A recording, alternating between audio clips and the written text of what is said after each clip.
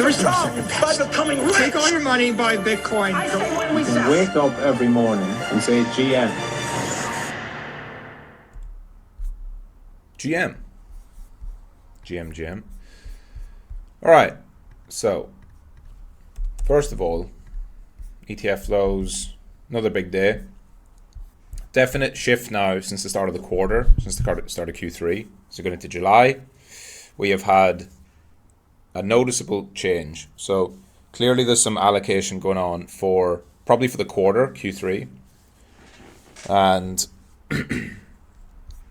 we've had about 1.5 billion that's flowed in since start of July.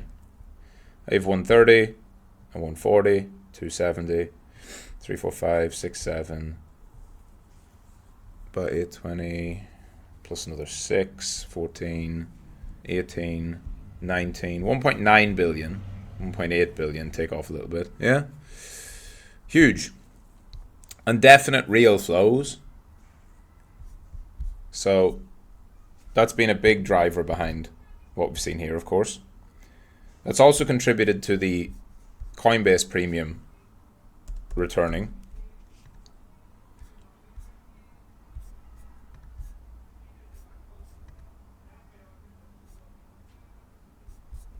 You can see over here, Coinbase has moved back into a premium after being in a deep discount. And the bottom's in. No other way to interpret it than that. We're getting further confirmation every day. And so next, we want to look for confirming signals. So if you remember from the challenge that we did, 5 green days in a row. Excuse me. 5 green days in a row. 1, 2, 3, 4, 5. Boom.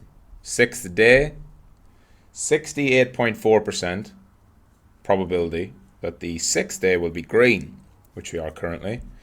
You had a small little dip on the open. Okay, where it is here. Over here, we've had daily open and then a little sweep of it this morning.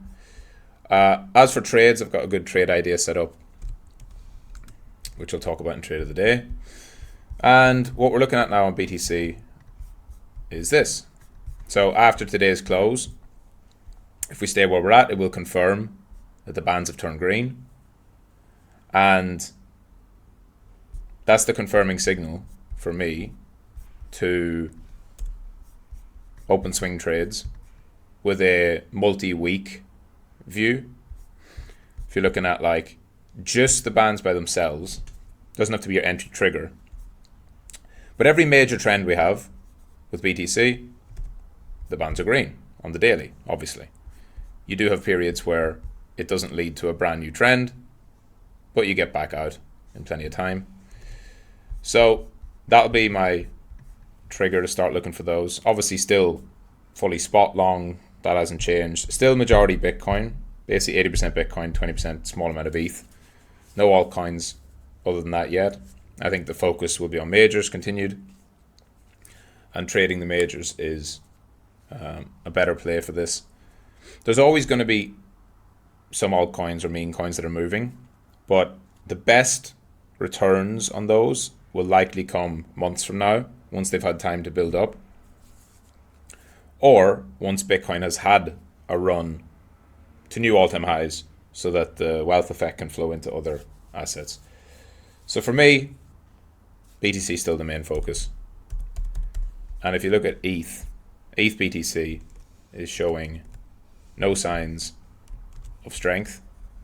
Certainly not, and especially relatively to what you would have expected. How many times you're going to have to see something happen before just saying what it is? ETH BTC is weak. Bitcoin's coming right up into an area where you can have a fast rejection. This is the one thing you need to be watching out for on the bearish side, is that this is exactly how a complacency bounce would be, right? It should be fast to trap everybody, and then it rolls over and goes lower. That's not impossible, so while everything is pointing towards the bottom being in, it's also worth noting that when you have these slow, aggressive sell-offs and then you have a sharp rally, it can be just that. It can be a sharp rally that runs out of steam and leads to new lows. Best example of this would be from late 2022 over here. You had a proper sell-off that was directionally accurate, then you had a sharp rally up that rejected back down, and of course that was not the bottom. We kept going lower. So it doesn't mean, certainly not out of the woods just yet, but looking good so far. I wouldn't be, rushing into any higher time frame positions at this point. I'd still wait for the daily close, and I'd wait for confirmation of those bands turning green, and then some consolidation. In terms of actual trades, I think we go quite easily to the other side of value, which is what I was mentioning on the past few videos. Go here. What do I do? I'll go out to the daily. Well, you can see the old value area, right? So previous value area that we're in, we reclaimed it with a really strong move up on Monday. We closed above the point of control, and now we're moving towards the value area, the old value area high. I would expect that, which is about 69k, which is also the 2021 all-time high. I would expect that to be a reasonable area to see this rally finish. And in between, pullbacks are possible. I think we'll probably hold that trend until we touch that.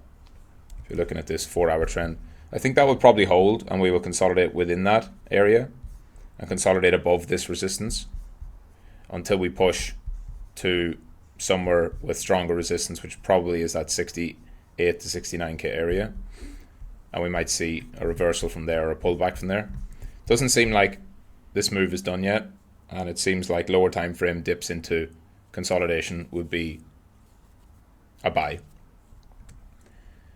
As for ETH, pretty much did exactly what I mentioned over here. So the ETH move was quite simple in terms of the expected path. When it was pushing up and pushing up and pushing up and looking like it's never going to pull back, quite often that's because it's not going to pull back, right? It's like one of those setups where you don't really, if you're a dip buyer or you need a pullback, you're not going to get an entry, and it just keeps going and blasts through. Thing for ETH now is, can it stay above this red box? If it can, I would consider that all of this area to be avoided, so you don't go into more choppy sideways. Of course, the ETFs are coming next Monday, or is it Tuesday? It's Tuesday, I believe. And we'll see how they trade. There still should be some selling. That hasn't changed in my view.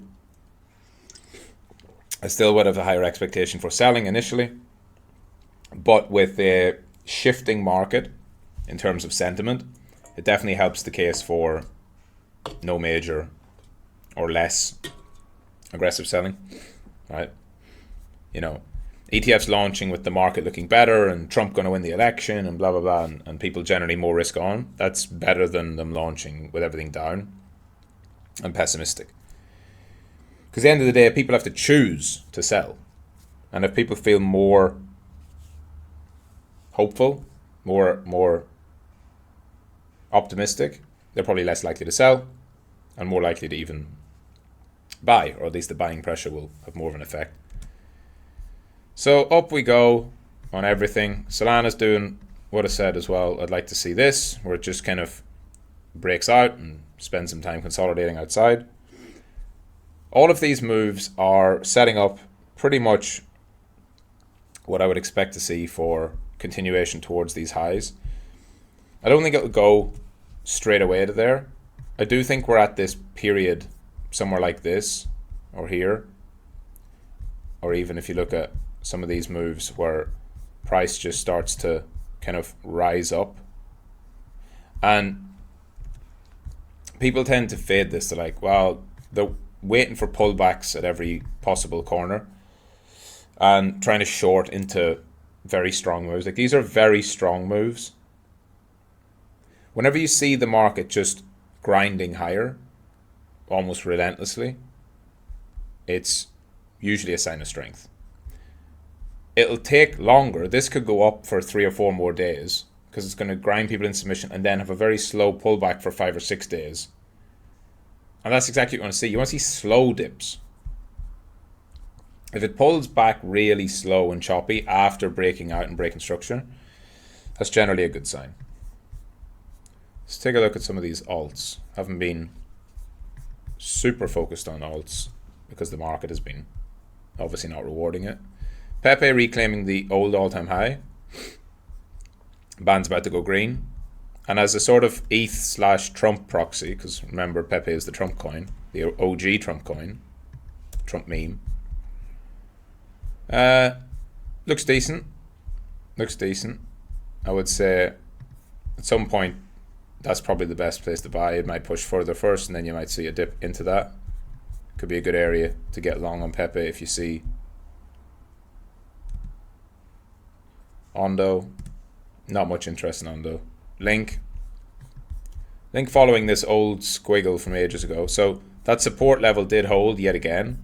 It was tapped once, twice, 3 times. Held on the 4th time, pushed down into it, moving away off it. And yeah, I mean, I would expect Link to probably make a move back towards that old monthly open. I think that's June's monthly open. Yeah. Toncoin, I think it's cooked. And that's that. Like I said, I wouldn't have massive interest in any altcoins here just yet. For sure they'll go up, and they're going to go up more than, you know, by virtue of them being down 90 fucking percent, a lot of them, they're going to go up 20%, whereas Bitcoin won't. But I think the purpose of trading altcoin would be to capture a bigger move, and I don't see those bigger moves just yet. I think they're gonna come along. I think they're gonna set up, but we're probably looking at, for me, another few weeks, because what I would rather be in is let's just take a cash for example. I'd rather be in the next breakout, right, where it gets out of this channel and breaks out. Because if you're saying like some of these moves can go into big parabolic final stage blow off top type of setups, if that's the kind of move you're looking at, I want to get in here and out here, you know, in a perfect world. So you might say, well, if you're going to buy at 7, why wouldn't you buy at like 360? Because it might not do that, right? It might go up like this and then down again and then just sideways. And opportunity cost, you could be in March 2025 holding the coin that's at the same price. You try and trade momentum as best you can, right? Try and trade momentum as best you can. That's why I ignored AKT through all of this. I didn't ignore it, I was watching it, but I didn't buy it until I had this second confirmation. When price moved up here and broke that high to make a low, high, higher low, higher high, and then it sold off, I didn't buy it here, and then here, when it reclaimed there, that's exactly where I bought, 55 cents. Because it was starting to show life. And that was closer to the eventual up move than having to buy over here. Or you could buy at the same price, or you could buy over here at the same price, but you have to wait a lot longer. And same as like this, if you're looking at these breakouts, like here, it came up, broke out, consolidated, and then broke again. If you're trying to ride momentum, that's the area there, right at $2. And you get to ride the momentum from $2 all the way up to the top. Timing is something that's not perfect, can never be, and you shouldn't strive to perfectly time every trade, because you'll end up missing a lot. You'll end up with subpar trades because you're too obsessed over something that's really not in your control. But you should take a view that, look, the way my view is, everyone looks at this and thinks, oh, we're back, right? Bitcoin's going up. Take out any altcoin. You're like, oh, well, we should be back in alts. I'm like, no, lots of these alts have topped forever. I'm definitely convinced of that. And, you know, say like Render, for example. You can play this in 2 ways. You can look at Render as having come down to a previously strong support and held it, which it probably has. And you say, well, it's going to fit the band's green, and then boom, up we go, and there's no resistance really until 11. So you could play the trade between 740 and 11, 750 and 11. But the only trade I would be really interested in for altcoins would be these type of moves. Breakouts. Major breakouts like there and there. And Render cannot do one of those until it does at least that. And then breaks out, and then boom, if it is going to. So I don't think Render will do this. So I don't want to buy it at $6 or $7 expecting it to do that. If I was buying it at $6 or $7, I would literally be selling it there. So it's two separate trades. It's like if you were going to, you would trade it once from here, because you define your bottom, you define your next resistance, and you trade it up there. And then, if it doesn't reject and it does actually hold up here, you buy that breakout with whatever confirmation you can have, and then you ride the price discovery.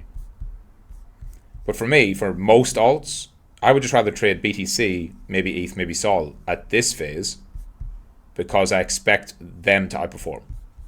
Right? Look at where Render is compared to Bitcoin. Render is at the lows of its range. It's at the March lows, April, July, right? March, April, and July, these same lows, it's at that area. Bitcoin, obviously, is not, right? Bitcoin is significantly off those July lows, well above the April lows, and that's the point. Bitcoin would and should generally lead us out of these bearish phases. So, in summary, looking good. Good start. Waiting now to see what happens over the next consolidation. There will be a pullback at some point because while bears are sort of capitulating and trying to scramble to get back in, the ones who like panicked and sold at the bottom or flip bearish and don't have, any invalidation for it, they'll be waiting for the next pullback, right? Meaning somebody who got super bearish here, right? They didn't get bearish on the way down. They got bearish at the bottom, or even as it was rising, started getting bearish. Usually it's just because they got liquidated or stopped out or whatever. They've played it wrong in whatever way. They don't want to admit that this is bullish yet. So when the next pullback comes, let's say it's from here and there's a pullback like that, everyone will just start to short again, right? It's the perfect setup that you want to see. It's where it pulls back and it looks like, oh no, is this just a complacency bounce? Is this just a lower high? People start to short. But that's also the same thing that you can say since 59.60. The reason why there hasn't been a pullback is because the lower time frame shorts were so offside that they've just had to close. And people who didn't buy 54, didn't buy 57, didn't buy 58, didn't buy 60, they don't get a chance to buy any dip. And it goes all the way probably to that value area high at 70 before anyone gets a dip, and then there's a huge gap left. Then people panic to buy, and then we might bleed back slower. The answer to all of this is just patience. Even if we're doing a repeat of this, then what's going to happen? It will not go up forever. It can't. So even if it goes straight through the range to all-time high, there's going to be some kind of consolidation there, just like we had there. And remember, when you're trading, like, you're probably already holding coins, right? We're all holding spot coins for this exact reason. You hold spot coins so that you don't have to time every single reversal. But if you're trading on top, swing trading, day trading, position trading, whatever it is, remember that you're not trading price, you're trading the movement of price. If you got long on this breakout with a stop loss below that low and you closed whatever, like, I don't know, you closed after that sell-off on that first bounce, right? So you saw that sell-off, you closed on that bounce. 6 hour. The whole point is just about the price movement. Or you bought near the lows, right?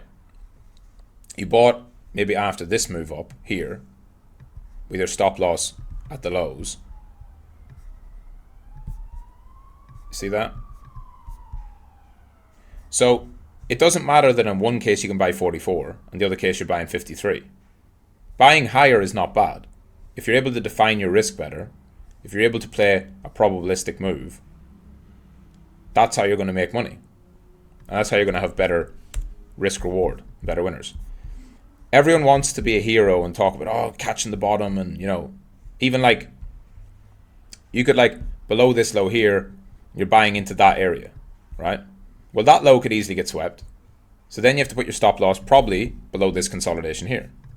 And so then to get to the highs, even to get to all-time high is 2.69.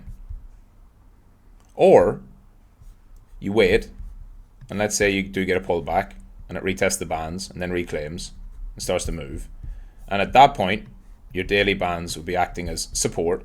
And once it's tried to test them, right, you could get in with a much tighter stop at the bands, and to that same all-time high, you have a 3.26. Patience is always the right move. Whether it's a scalper needs extreme patience. Sit around for 12 hours waiting for a 10-minute trade. That requires patience. A swing trader also needs patience. Sitting around for weeks, waiting for the bands to flip green, for example. 13th of June to 16th of July, you had to wait a full month. Now you're getting your rewards, right? Trend traders, looking at these 4-hour trends. Patience. We're getting there. We're getting close. 50, 100, 200 are not in line yet. What you want to see ideally is they cross over each other and we see some consolidation. So patience always pays off. Doesn't mean you always win, but it always pays off in the long run. And that's that. GM, GM, GM.